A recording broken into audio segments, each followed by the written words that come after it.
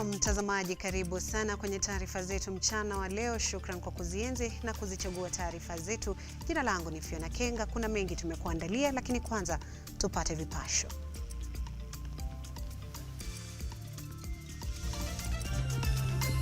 Hii ni taarifa kuu, halisi na sahihi. Na kwenye vidokezo, serikali kuwapa watoto wa chini ya umri wa miaka 3 chanjo ya kipindupindu kuanzia mwezi ujao. Kwingineko, mwanafunzi wa darasa la 5 ajitia kitanzi nyumbani mwao eneo la Mburi, Kirinyaga. Baraza la magavana kutoa taarifa kuhusiana na sheria ya fedha na kongamano la ugatuzi linalojiri. Hii ni taarifa kuu, halisi na sahihi. Naam, kumbuka unaweza kuwasiliana nasi kupitia mitandao yetu ya kijamii Facebook, Twitter, YouTube, ambapo tunapatikana @Lookuptv. Tuma jina lako, rafa yako, tutakuwa tunaisoma kadri tunavyoendelea kukupatia taarifa hizi. Kumbuka vile vile taarifa hizi zinapeperushwa kupitia Signet.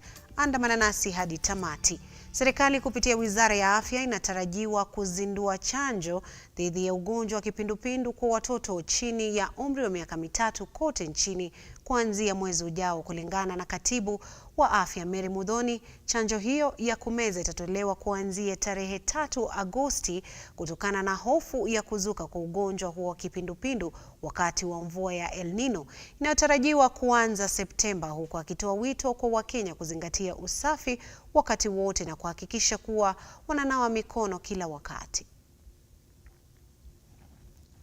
This cholera in the country, that was around September last year, September to November, and because of the El Nino that has been announced, that may happen in the coming 1 month.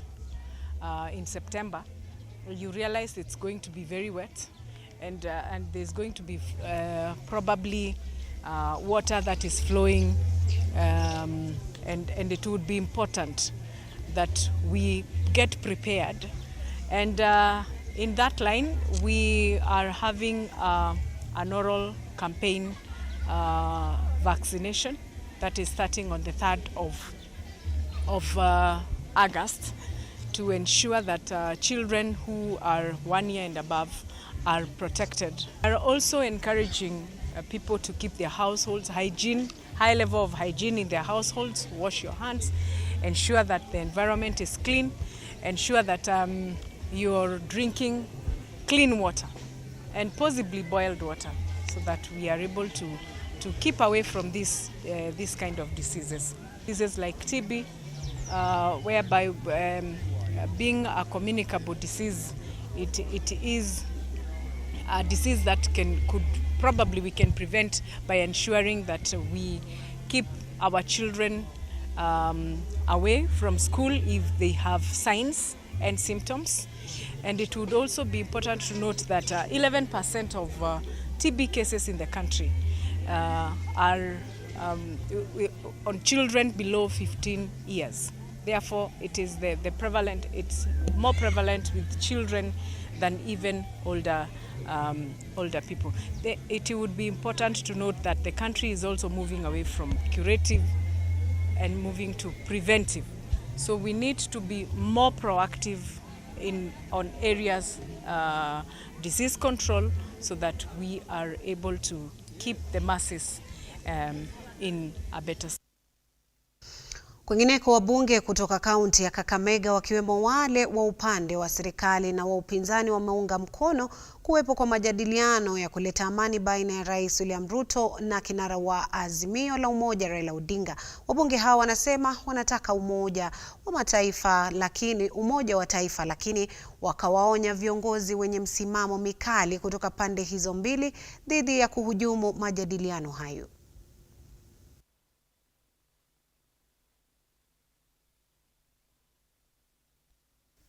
Wengi wetu tunaunga mkono mazungumzo hayo, lakini pia tunasema lazima sauti ya Mkenya kupitia kwa zile kura ambazo hupigwa wakati wa uchaguzi lazima ziheshimike. Isiwe kila wakati baada ya uchaguzi mtu akishashindwa kura anasema lazima tukae chini ndio hata mimi nipate kitu. Kwa hivyo tunasema lazima sauti ya kura iheshimike. RUTO president kukaa na Raila ni kitu mzuri, kwa sababu afadhali wakae washindwe kuelewana, wapigane ngumi kwa hiyo nyumba, lakini Wakenya tuwe salama.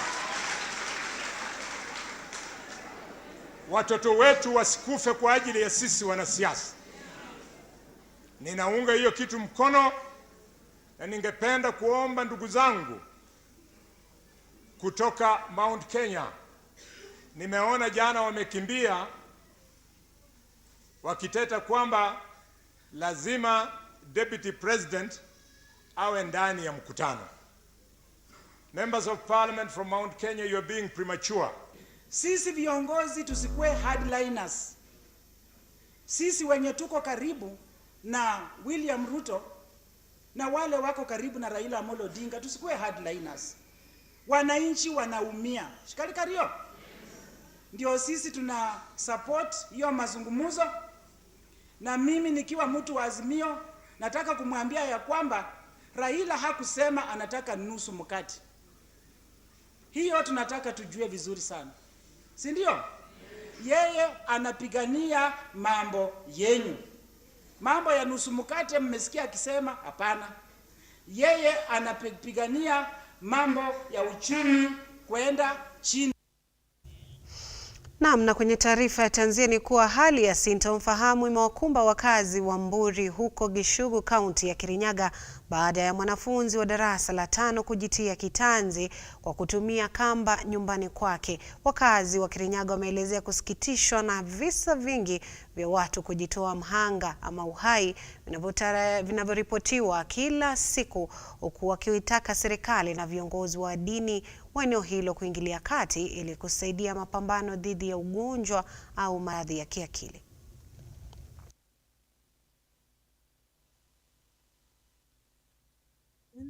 Mtoto ni wa class 5 aliamka akakunywa chai, alafu akaenda kucheza na watoto wale wengine, akarudi kwa nyumba na hatukuwa tunajua, tukampata hapo. Sasa asubuhi alikuwa na furaha, alafu baadaye akarudi kwa nyumba yake, tukampata hapo. Niliweza kupigiwa simu kitu saa 4 asubuhi na area Brokolida. Huyu ni mzee wa Kinjinji anaitwa Mary Wanja. Akaniarifu kwamba kuna mtoto mdogo ni wa miaka 14 ako darasa la 5 Mburi St. Thomas Primary. Niliweza kukimbia hapo, nikaweza kuona, halafu nikapigia Kianyaga Police Station. OCS akanitumia gari, na wakati tulikuja tukaweza kuangalia kwa kitanda tuone kama ameacha kitu ya kuonyesha ile imesababisha yeye kujiua ama kujitoa uhai.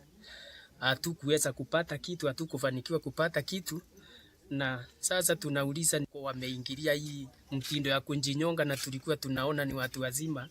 Hususan ilikuwa inakisiwa kwamba hii kujiua inaletwa na mambo ya drugs, lakini huyo mtoto hajafika ile umri ya drugs, na hata watu wa area wanasema hajawahi jihusisha na madawa ama kitu ingine. Kwa hivyo watu wanakaa iko na msongamano wa akili ama mawazo imekuwa mingi. Inafaa watu waongee ili tuweze kukomesha hii mtindo. Na watu, kuna mtoto alijiua huku, nikakuja kumuona, nikakuta ameenda. Kirinyaga watu ni mashida. Kama ni sure ama kama ni nini sijui mimi.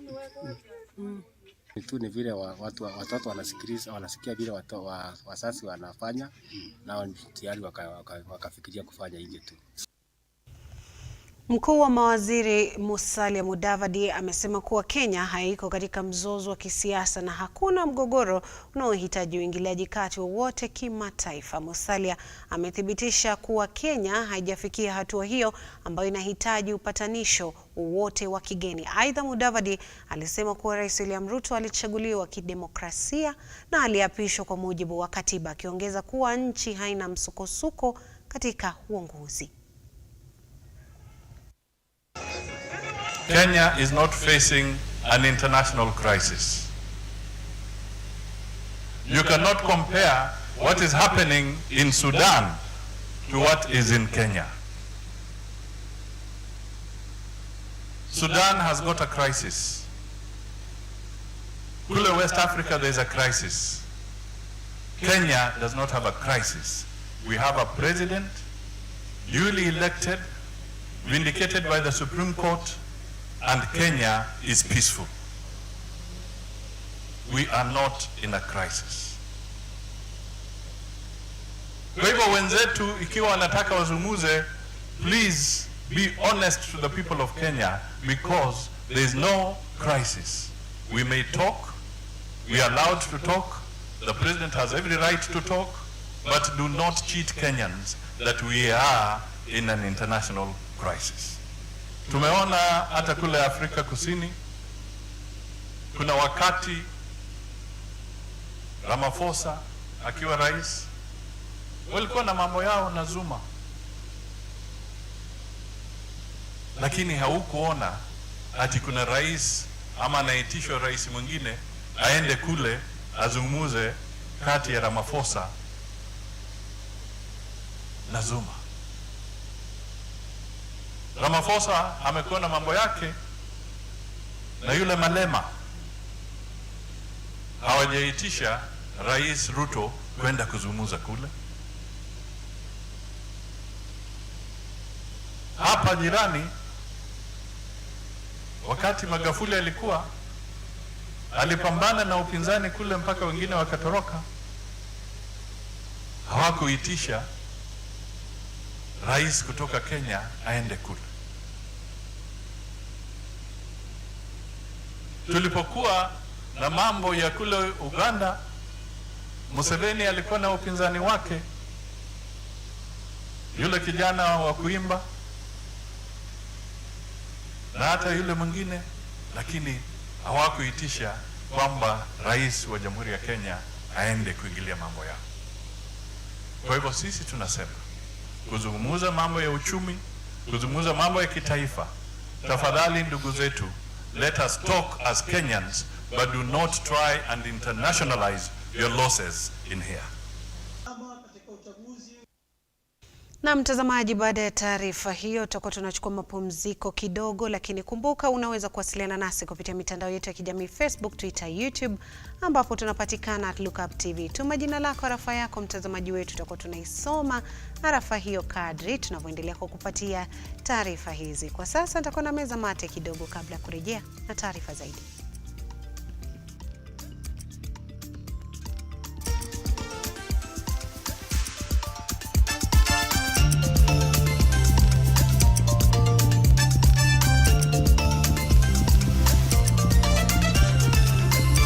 Hii ni taarifa kuu, halisi na sahihi.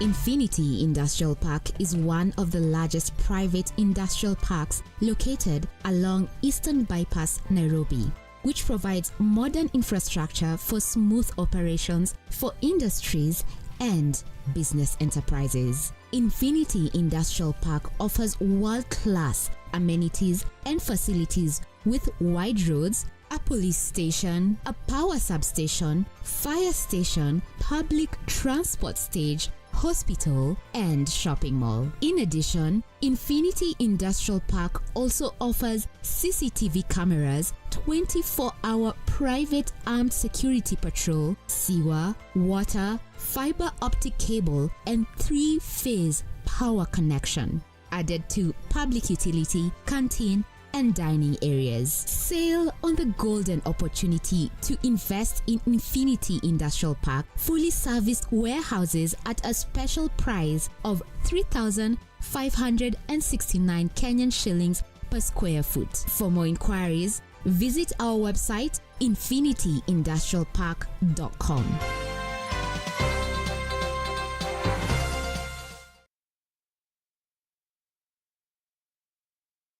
The future is hands-on, and Sensei College is at the front line of technical institutes in Kenya, offering practical and skill-based courses accredited by all concerned bodies, TVETA, NTSA and NITA. Sensei College offers driving and plant operator, cosmetology, fashion and design, mechanics, hydroponics and irrigation, installation, building construction, hospitality, photography and video production, electrical and electronics repairs, and ICT courses. Get free plant operator training when you enroll for plant mechanics, free driving when you enroll for motor vehicle mechanics, and free riding when you enroll for motorcycle mechanics. The requirement is an ID only, with intakes every first week of the month. We have 2 campuses in Nakuru and Nairobi. We provide meals and accommodation. Sensei College. My skills, my future.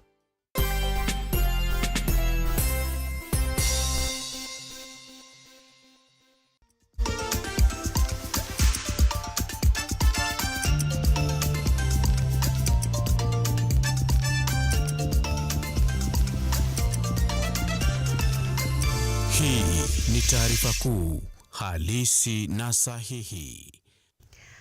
Naam, karibu tena mtazamaji, tuendelee kukutaarifu. Baraza la magavana kwa sasa linatoa taarifa yake, lakini taarifa ambayo inahusiana na sheria ya fedha ya mwaka 2023 na mwaka 2024, taarifa ambayo tutakuwa tunakuletea katika dakika chache zijazo. Lakini tukizidi kusonga mbele, mzozo baina ya wazazi katika kaunti ya Uasin Gishu na serikali ya kaunti hiyo ukiendelea, wazazi hao wamelilia wana wao kutopata nafasi katika vyuo vikuu Finland licha ya kulipa fedha za wana wao kuelekea nchini humo kwa masomo. Aliyekuwa gavana wa kaunti hiyo Jackson Mandago amewasuta baadhi ya wazazi hao, akisisitiza kuwa serikali yake haikuwa na uhusiano na kampuni ya First Choice inayodaiwa kuwalaghai wazazi hao mamilioni ya fedha.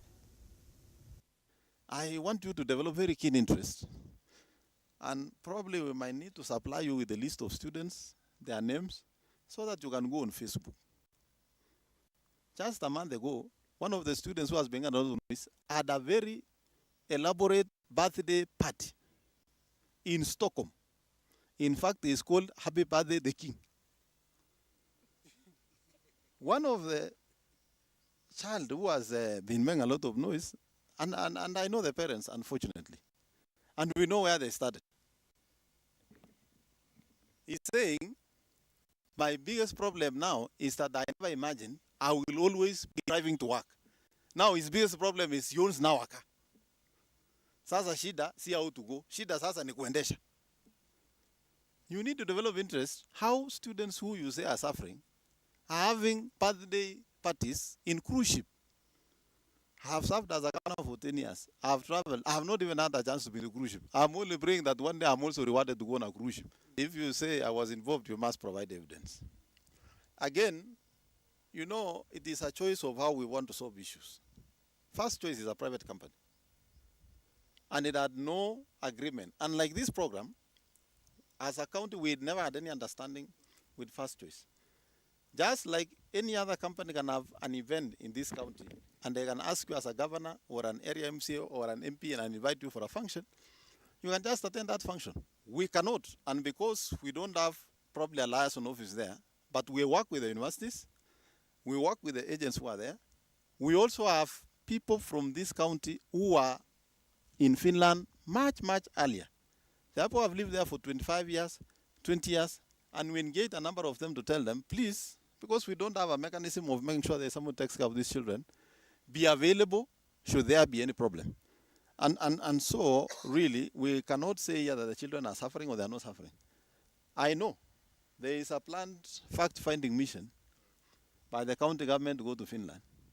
I would want to encourage that please ask your employers if they can allow 1 or 2 of you to accompany this team so that you also help us with the information. Inviting individual parents for scheduled meetings as follows. On 3rd of August 2023, 9 a.m., we will be meeting the 322 parents, both Finland and Canada parents, with arrears with students abroad.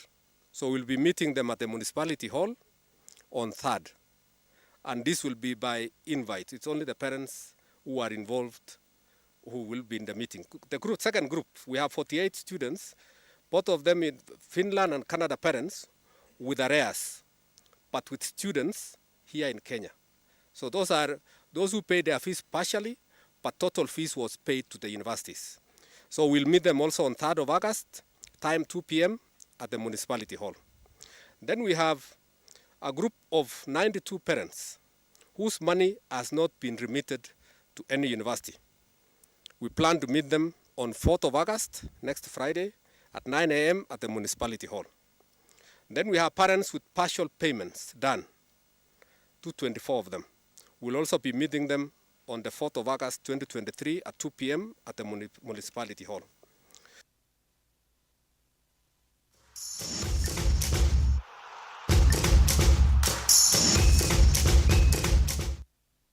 Na kwenye spoti, mshindi wa mbio za jiji la Vienna nchini Austria, Samuel Nyamai ametoa ubingwa wa mashindano ya awamu ya 3 ya mbio za Machakos Green Run.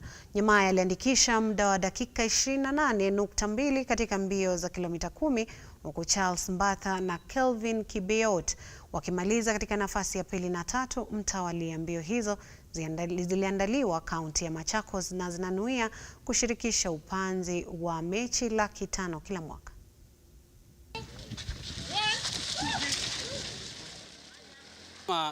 Kama ningependa kusema ushindi wangu kwanza ni kumshukuru Mwenyezi Mungu na pia my coach kwa ile training tumefanya through his program, na pia kujikakamua tu kimazoezi. Kuweza kushiriki katika mashindano ya Mainova Frankfurt Marathon mwaka huu. Pia leo I was not expecting that.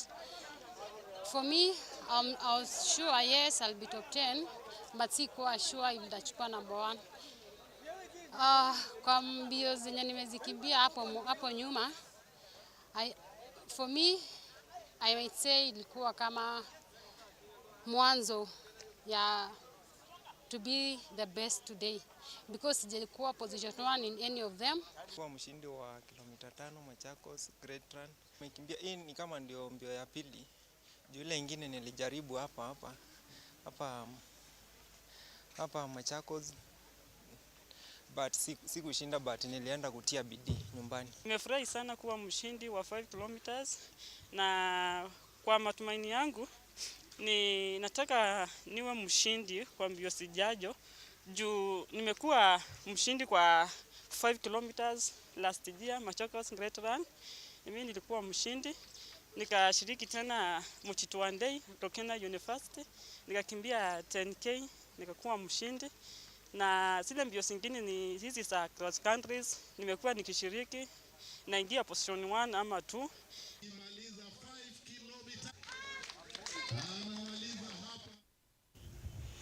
Mchezaji wa gofu Francis Kioni ameshinda taji la mchezaji bora wa mashindano ya awamu ya 3 ya gofu yanayodhaminiwa na benki ya DTB. Mchezaji huyo wa klabu ya gofu ya Nakuru aliandikisha alama 38 na kumbwaga wanagofu wengine 155. Katika upande wa kinadada, nahodha wa klabu ya Nakuru Linda Munyao alisajili alama 36 na kutoa taji la kinadada. Mashindano hayo iliandaliwa katika klabu ya gofu ya Nakuru. We have played a very lovely golf. Actually, I got 2 club at hole number 4, so I know I'll get some prizes here. And a long drive, I think I was the longest on hole number 2. I had the longest drive. And I'm happy for DTB having sponsored this wonderful game. It is well sponsored, well attended. Those from class 4, 5 are eligible even to join our club. They can come and they will be trained. We have very good trainers here, and we have many of them. Some of them now are playing professional golf. We have one that is by the name Kerago, who is now shining. He's in South Africa, I think. So our youth are really doing good. Being among the ladies who play here, the club ensures that ladies and men who play golf, they have equal opportunities. We need to recruit more ladies to the golf, because the number of ladies versus the number of men in the club, I think ladies are a bit few. So thanks. You see, Kenya is a very sporty country. and globally we are known to be a sporting nation. Golf, as you know, is not just the only sport we support. We support several sports, but golf, we have the Western Circuit that we have been supporting. And the Nakuru one is very critical for us because, you know, Nakuru, DTB has a very long history with Nakuru.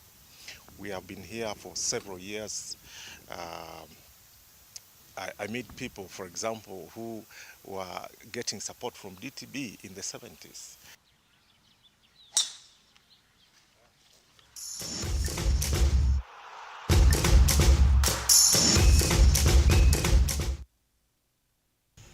Na mtazamaji, kila kilicho na mwanzo kina mwisho. Tumefika tamati, dakika 25 zimepita tangu saa 7 kamili. Jina langu ni Fiona Kenga, tukutane tena mwendo wa saa 1 kamili saa za Afrika Mashariki.